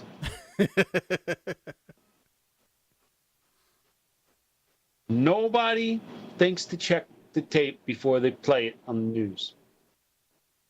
Par for the course with this movie. I don't understand why during the final scenes, the cop lady is wearing a motorcycle outfit that has no police markings whatsoever, yet everyone recognizes her as a cop. Now we've gone to Galaxy Quest with the man giving a speech that I'm not really Mindhorn. I'm not the hero. He's pulling a Peter Quincy Taggart from. Look, okay, I don't have a whole lot more notes on this, so I'm just going to be straight up puke. This is like pie eating scene from Stand By Me puke. All over the place, covering everything puke. Netflix canceled Sense8, but then puts crap like this out. And this wasn't even an Adam Sandler movie. This was executive produced by Ridley frickin' Scott. Yes. So this gets beyond a puke now, okay? No more Netflix originals ever. New rule. Between this and an MST3K reboot, Netflix can eat a bag of dicks with a side of bungholes, okay? Done. Sorry. The only thing that would have made this even worse is if Adam Sandler was attached to it somehow. Or if somebody made shoes in the movie. Even though I like the cobbler. Go ahead, Colin. Okay, so watching Mindhorn, it occurred to me very quickly. This must be what it's like for Mike the Ape Man watching British stuff. This must be the feeling. Because this is awful. This is like nothing good about British comedy is in this thing. And everything bad is all it has. But a couple comments. It took them forever to actually get to anything Mindhorn related. This is not what I expected when this thing first showed up as a, hey, how about this one? I looked at the pictures from Netflix and it looked interesting. So even more so, Netflix should be skewered for its terrible, terrible marketing of not giving us what they said that they're going to give us. There is another British sitcom. It's a recent one. I don't think Shaggy has seen it. It's called Toast of London. And it stars Matt Berry, the second boss for IT Crowd. So the boss who is the son of the first guy who killed himself. No. So there is this entire Britcom called Toast of London, starring Matt Berry, where he plays a washed-up actor. And it deals with all the stupid things he has to do, the weird plays he has to be in, and the voiceover work, and his agent. And it's everything that half this movie Mindhorn wanted to be and failed at. The only scene in this movie I liked was the early scene where he's with his agent. And it has the actor from Amadeus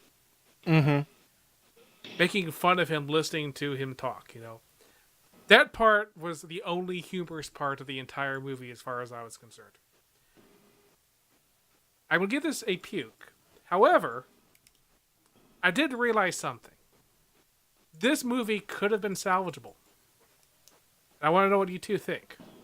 Okay? All right. The biggest problem with this movie is that it is not believable in the past. Okay?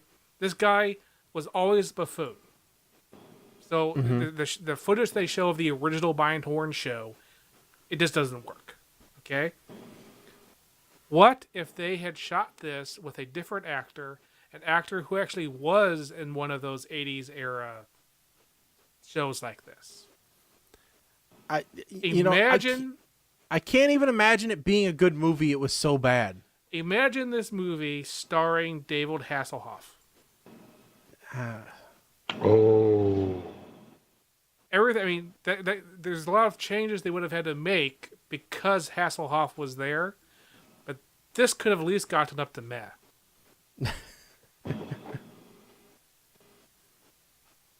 I don't know. It's tough. That's tough. Yeah. It's I have no idea. How the hell did they get Kenneth Branagh in this movie? I do not understand. All right, so that's Mindhorn. Up next, Amazon Prime. Hello, my name is Doris. 2015 film. Who wants to go first? I don't care if I do or if you guys one of you two want to take over first. No, I definitely cannot go first. Or Okay. just go. I'll go ahead. All right, go ahead. All right. So Shaggy picked this one, and look, full page. Okay, Wow. full page of notes. So I'm just going to jump right into this here. Yeah. And it's funny. One of the previous movies we reviewed, somebody on Facebook was talking about Turbo Boy. Turbo Kid. Turbo Kid. Yeah. And I pointed him to the episode where we reviewed Turbo Kid, and I got yelled at for not pointing out that it was spoiler heavy. That spoiler heavy, Jesus! The entire review is a whole spoiler. But I'm sorry, that just proves you've never listened to us review movies. So Yeah.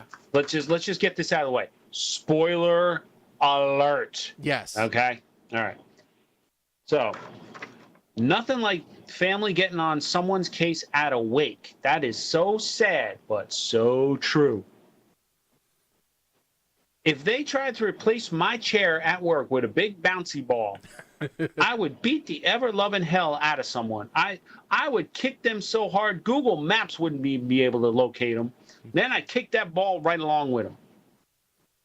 Yeah, she's using the old "my ball is flat" trick. Last time I tried that, I got smacked across the face. Now she used the "let me spill Covife on you" trick to get his shirt off. Last time I tried that, I never tried that one. Even I had never been that drunk, but it did happen in Fantasyland once, right after the Busty Pizza delivery girl showed up. But that's for another time. I love the catfishing by the old lady with the teenage accomplice. And it's cute when an old person does it, as long as they're both of legal age. None of this Mary Kay Letourneau stuff, because that'll get you in trouble. When did Nichols from Orange is the New Black show up? The star power in this movie just went up half a point. The 2 pairs of glasses when she's trying to read anything is killing me here. Now the family's pressuring her for a cut of the house. That's just pathetic, and sadly, it's all too real. I have to say that I literally laughed out loud at the concert scene. I have not literally laughed out loud at a movie since I watched one of those Tracy Morgan stand-up. Now I'm starting to get nervous that this movie is going to have some major heartbreak. And no. Caroline from Two Broke Girls, get out of here. You cannot be the one to steal Doris's man. No. And now Doris is the third wheel. Is a rooftop knitting circle? Okay. Drunk Facebooking is never a good idea. I'm just saying. Please don't hit post. Please don't hit post. Ah, shit. Doris hit post. Now we're in an episode of Hoarders.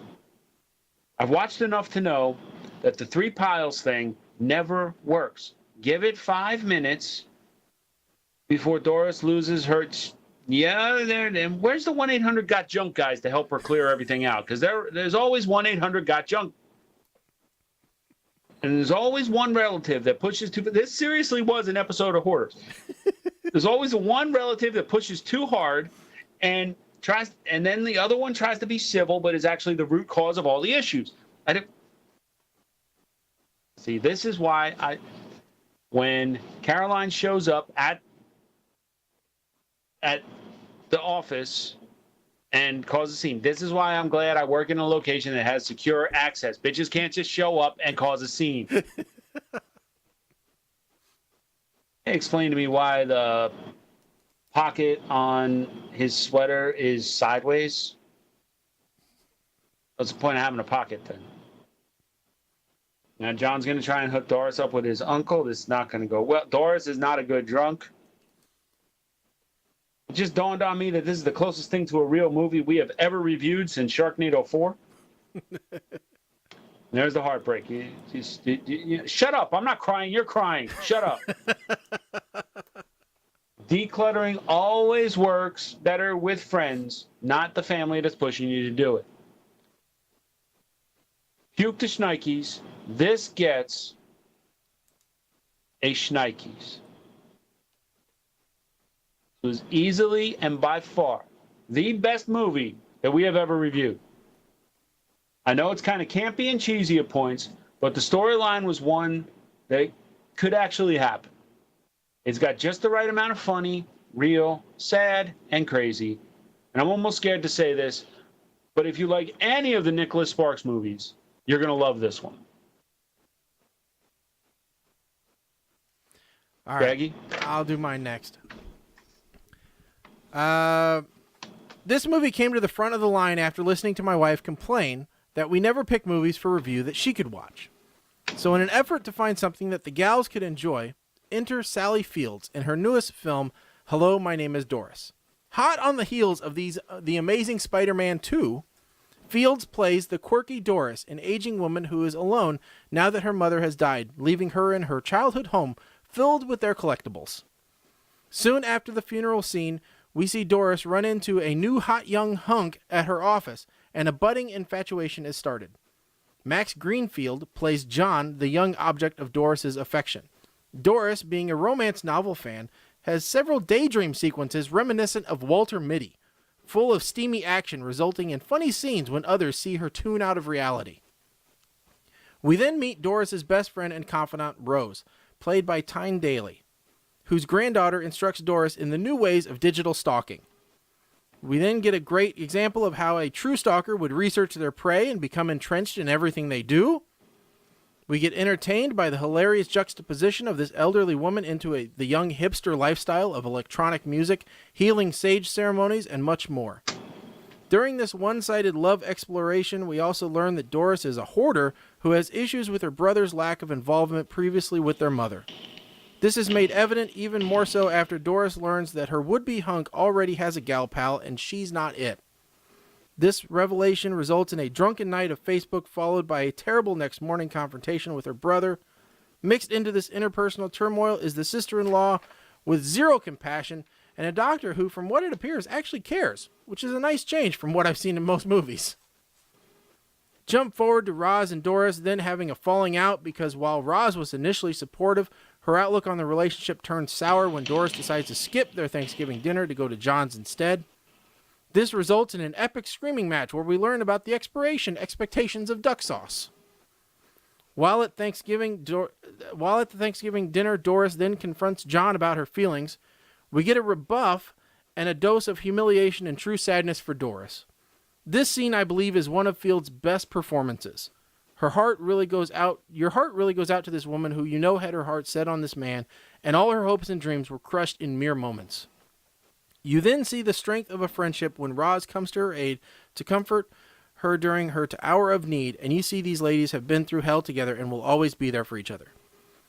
Doris next has an epiphany and turns her life around in all senses of the word.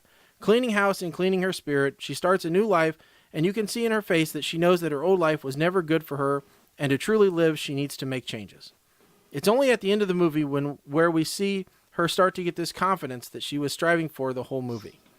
Then, with a final Walter Mitty-style daydream, we see that maybe Dream World and the real world might finally collide. But with a quick fade-out, we'll never truly know. It was refreshing to be watching a movie where you honestly were invested in the character and watching her go through this journey. It should be easy to make a good movie with a great script, but with these actors, they make it look effortless. Fields obviously steals the show with her amazing portrayal of Doris, with Greenfield playing opposite, but just as noteworthy are Stephen Root, Tyne Daly, and Isabella Akers. Really a stellar cast with a story that you can't help but get sucked into. It's everything you want in a good date night movie. For this reason, and the fact that my wife liked it as well, it gets a solid smile from me. I'm really picky about my shnikes. So, gets a good smile. Although I will tell you, the wife was highly upset about that quick fade out at the end. Oh, She's like, what? yeah, What? wow. What do you mean we don't know what happens? I want to know. Make it up. That's the point. Whatever happens is whatever you want to happen. Yeah. So, all right, Colin, your turn.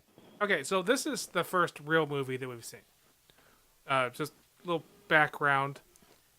They had a budget of $1 million. Now, we've seen Pretty cheap. really bad movies with larger budgets than that. I think A Talking Cat had a bigger budget than that. I think so. It has made, as of the 22nd of July 2016, $14.4 million. Wow, it should have a sequel. No, because that would destroy the... I know it would, Yeah. but that's the way the studio thinks, though. Is So- hey, This was a real movie with real actors. And I couldn't bring myself to actually come up with any funny things to do with it because, well, it's not that funny a movie. There's nothing funny about it. It's just it's a real movie. Now, Shaggy already knows this. I decided, after thinking about this a lot, my official rating for Hello, My Name is Doris is disqualified. Really? I'm disqualifying it because it is not a bad movie. I'm just not sure how a real movie can fit on a puke to schnikey scale.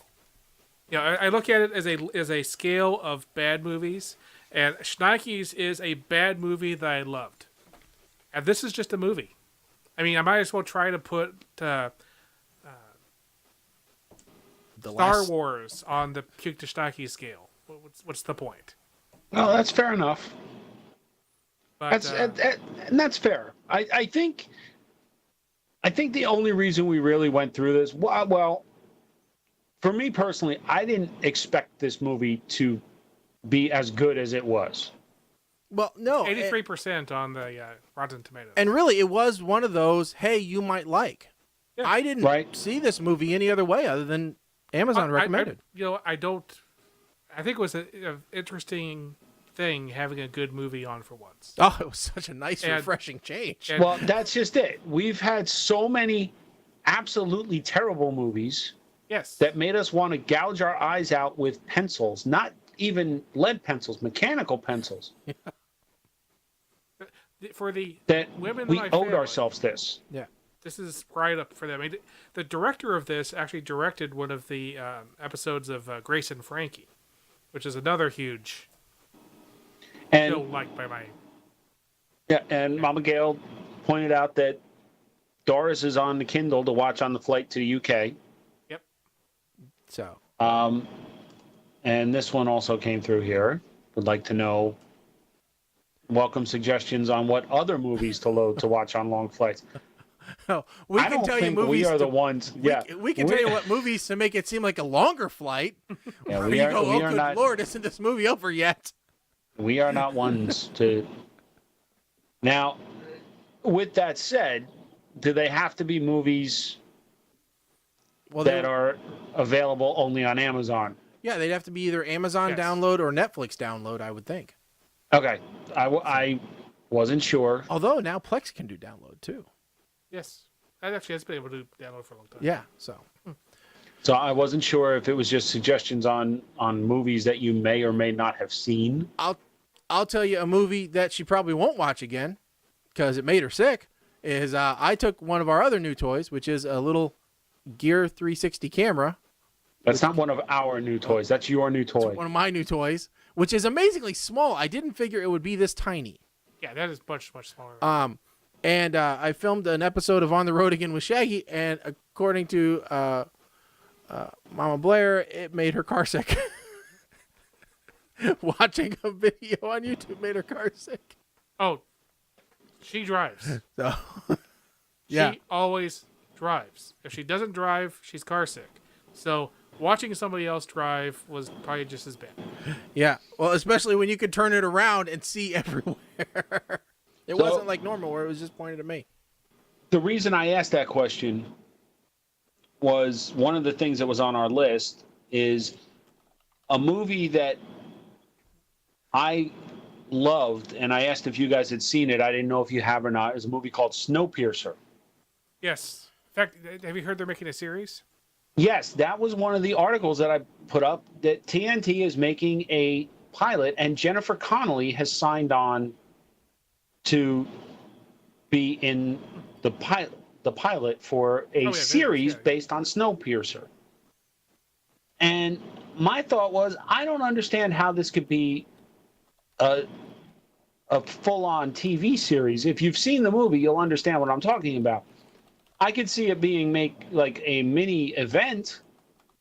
I think that's going to take a longer period of time to make their way up to the front of the train.